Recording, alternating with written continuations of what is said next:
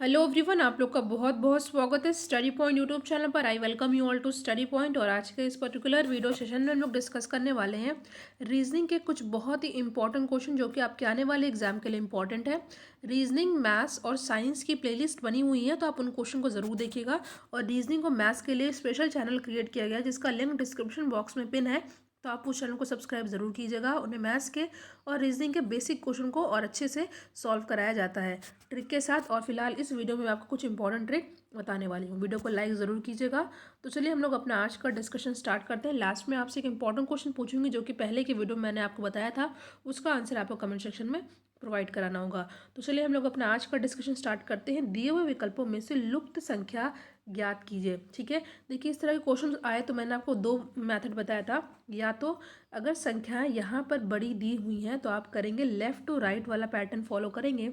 अगर संख्याएं यहाँ पे बड़ी दी हुई हैं तो आप अप टू डाउन वाला मेथड से करेंगे। तो फिलहाल जैसा कि आप देख रहे हैं यहाँ पे संख्याएं बड़ी दी हुई हैं, तो आपको यहाँ पे अप टू डाउन वाला मेथड फॉलो करना है। इस तरीके से करेंगे आप। ठीक है, सबसे पहले आपको देखना है यहाँ पे 345 और 460 कैसे आ गया है। इन नंबरों के साथ ऐसा क्या किया गया कि ये 345 और यहाँ पे इन नंबरों के साथ ऐसा क्या किया गया कि यहाँ पे 460 आ गया। जो पैटर्न इन दोनों में फॉलो होगा उसी पैटर्न को यहाँ पे हम लोग फॉलो करा करके इस संख्या को हम लोग पता कर देंगे जो कि क्वेश्चन में पूछा है, लुप्त संख्या बताना है।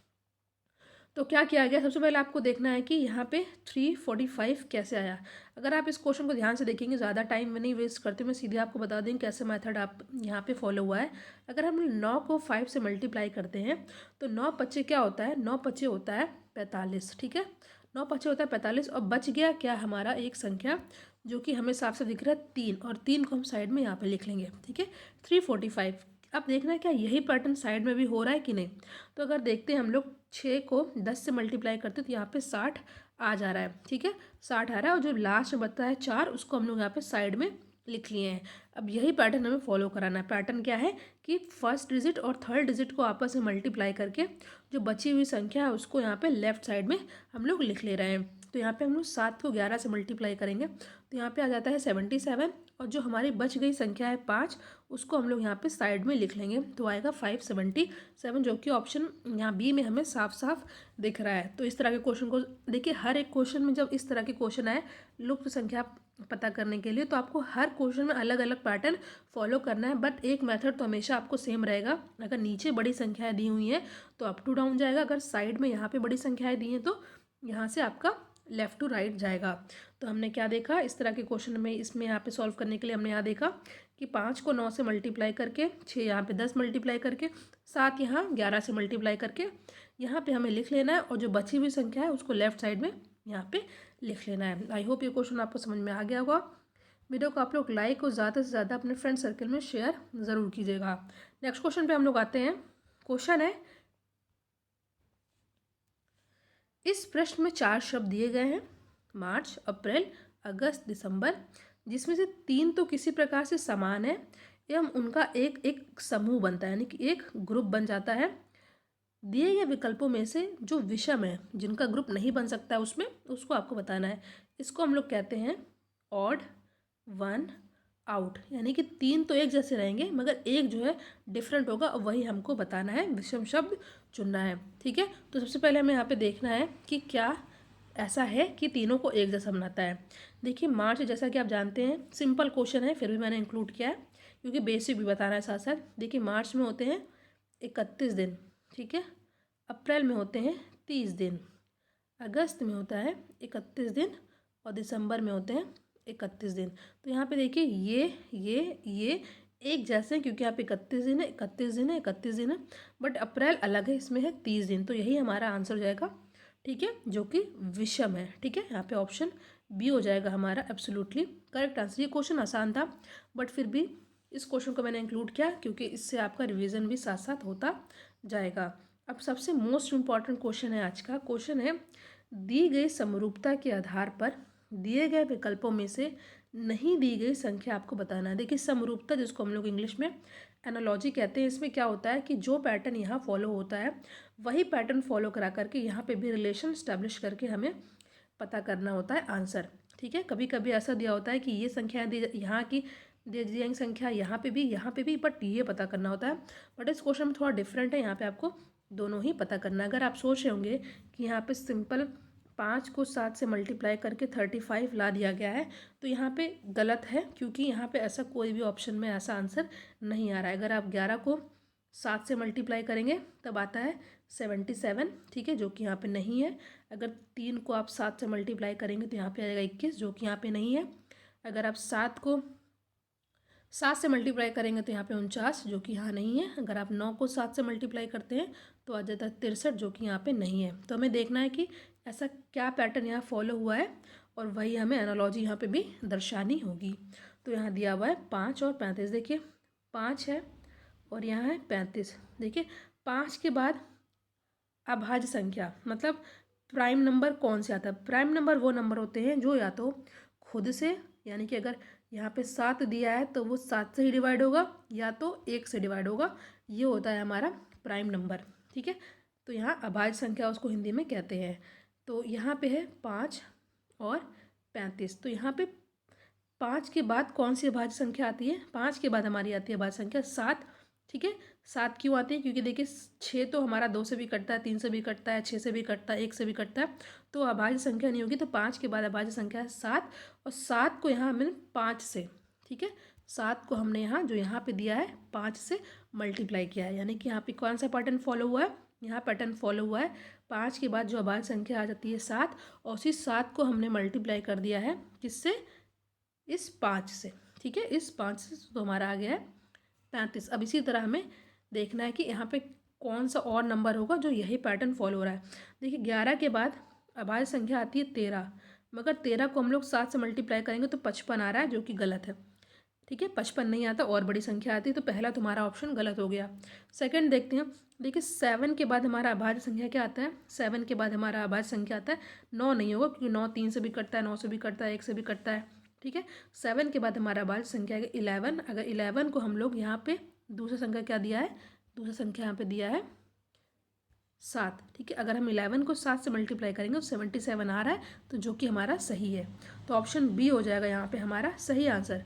आई होप ये क्वेश्चन आपको समझ में आ गया होगा। यहाँ पे क्या एनालॉजी हुई है, पहले तो पैटर्न आपको फॉलो कराना है, फिर उसी एनालॉजी से हमें यहाँ पे आंसर यहाँ पे आपको बताना है। तो 5 के बाद आती है अभाज्य संख्या 7, फिर 7 को ही 5 से मल्टीप्लाई किया गया है, 35 आ गया। इसी तरह यहाँ पे 7 के बाद अभाज्य संख्या आती है 11। अब 11 को ही 7 से मल्टीप्लाई करके यहाँ पे आ गया 77, तो यहाँ पे होगा 7 और 77। तो आई होप ये क्वेश्चन भी आपको अच्छे से समझ में आ गया होगा, ठीक है। नहीं आया तो फिर से मैं बता दूंगी, आप कमेंट सेक्शन में बता दीजिएगा कि आपको समझ में नहीं आया है तो, ठीक है। वीडियो को लाइक ज़रूर कीजिएगा। नेक्स्ट क्वेश्चन पर आते हैं। दी गई श्रृंखला में से अगला संख्या क्या होगा? सीरीज का क्वेश्चन है, ये इंपॉर्टेंट क्वेश्चन है। क्या दिया हुआ है? 4 18 8 14 12 10 क्वेश्चन मार्क, ठीक है। तो यहाँ पे हमें देखना है कि 4 के बाद 18 हो रहा है, 8 हो रहा है, तो यहाँ पे ऐसे कोई पैटर्न नहीं फॉलो हो रहा है। बट अगर हम लोग एक एक संख्या छोड़ करके देखें, 4 के बाद यहाँ पे 8, ठीक है, 8 के बाद यहाँ 12, ठीक है, और यहाँ पे 8, 18 के बाद 14, 14 के बाद 10, यहाँ पे 4 के बाद 8 हो रहा है, यानी कि +4 हो रहा है। यहाँ पे 18 के बाद 14 हो रहा है, यानी कि -4 हो रहा है, ठीक है। मैं यहाँ पे फिर से बताती हूँ। 4 के बाद हो रहा है यहाँ पे 8, ठीक है, यानी कि +4। फिर 8 के बाद हो रहा है 12 +4। 12 के बाद क्या होगा आप बताइए? 12 के बाद होगा +4 करेंगे तो 16, ठीक है। अब हम लोग दूसरा देखते हैं क्या है। यहाँ पे 18 के बाद हो रहा है 14, यानी कि -4। फिर 14 के बाद हो रहा है 10, यानी कि -4। फिर 10 के बाद यहाँ पे हम लोग करेंगे -4, तो यहाँ पे आ जाएगा हमारा 6, ठीक है, यानी कि 16 और 6, जो कि हमारा ऑप्शन बी में साफ साफ दिख रहा है, ठीक है। एक बार +4 किया गया, एक बार -4 किया गया। ये क्वेश्चन सिंपल है, बट सीरीज से क्वेश्चन को आपको जितना ज़्यादा प्रैक्टिस करेंगे उतना ही ज़्यादा सीरीज से क्वेश्चन को आप लोग कर लेंगे, ठीक है। अगले क्वेश्चन पे हम लोग आते हैं।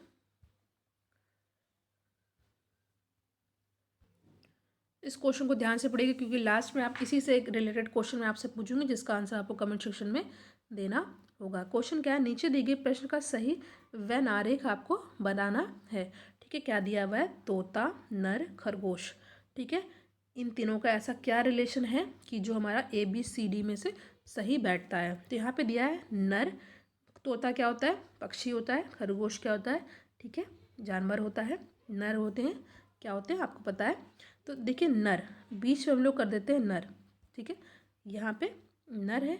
देखिए इसमें से कुछ नर तोता भी होंगे, ठीक है।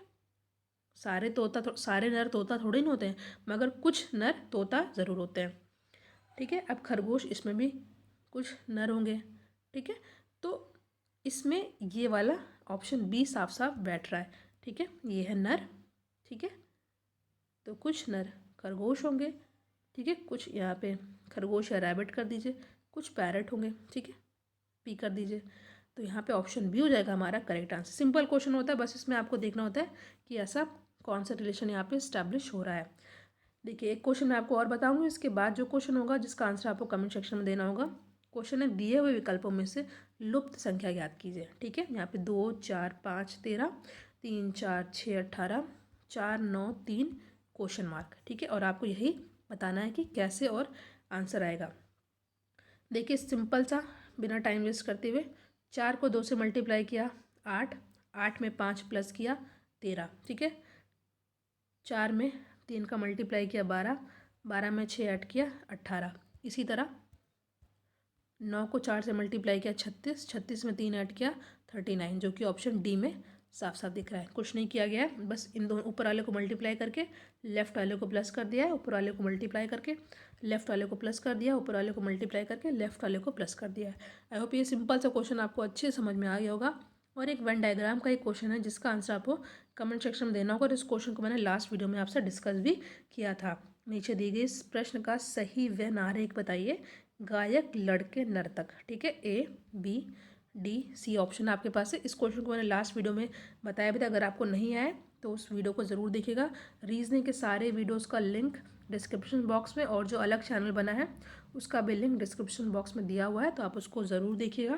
प्लस वीडियो को आप लोग लाइक ज़रूर कीजिएगा और इसको ज़्यादा से ज़्यादा अपने फ्रेंड सर्कल में शेयर ज़रूर करिएगा। Thank you so much for watching. Thank you.